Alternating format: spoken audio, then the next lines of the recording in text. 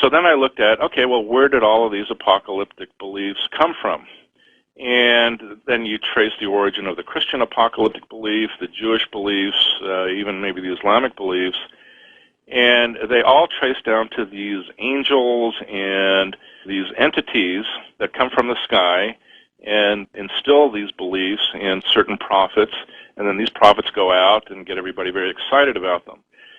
So that's when I finally hit Sitchin and some of these books about the ancient astronauts, that these could be UFOs. At that point, I thought, this is getting pretty wild. Whoever these UFOs are, they are here deliberately instilling religious beliefs that easily trigger people into going to war with each other. And I was really on the fence about that because I started reading more of the UFO literature. A very common idea is that the UFOs are more benign. They're here to help us, but the reason they stay in the background is because we're so warlike, they don't want to risk being attacked. There's a reason for them staying in the background, which is more benign. I couldn't really decide which way is it. And then I thought, okay, what I'll do is I'll start exploring these apocalyptic eras in human history, when you have a lot of disease and these strange religious movements arise, or a lot of warfare, and see, are there UFO reports from those eras? And one of the biggest apocalyptic eras was the Black Death.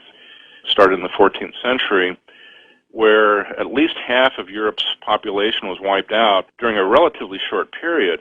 Let me just clarify for listeners that the Black Death, also known as bubonic plague and pneumonic plague, was 1347 to 1350, 4 years when all of this death occurred. Yeah, it was just an incredible apocalyptic era. So I thought, okay, well, what I'll do is I'll just go see, were there any reports of unusual aerial activity during that time? I'll never forget it. I went to the UCLA Research Library, and they had like 2 or 3 books on it. The second book I looked at, I just was stunned because this author had just gone back and collected the stories that people were reporting of unusual phenomena connected to the Black Death. And this is Johannes Knoll, and the book has a copyright date of 1926. It's entitled The Black Death, A Chronicle of the Plague. Correct.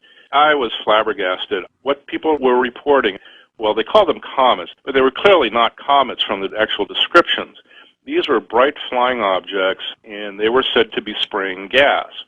And this was a very common thing that happened from town to town, from region to region, where you have these gases being spread, and the people at that time said, well, these are the gases, well, they called them mists, actually, and that these mists were the cause of the Black Death.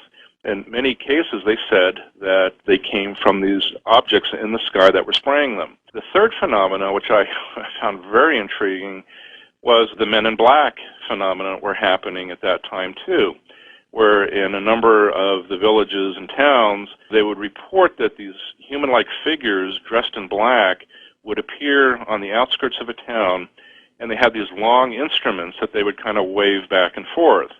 And right after that, a plague would break out. Sometimes they reported these figures walking through a town with these long instruments, and right afterwards, the plague would break out in these towns.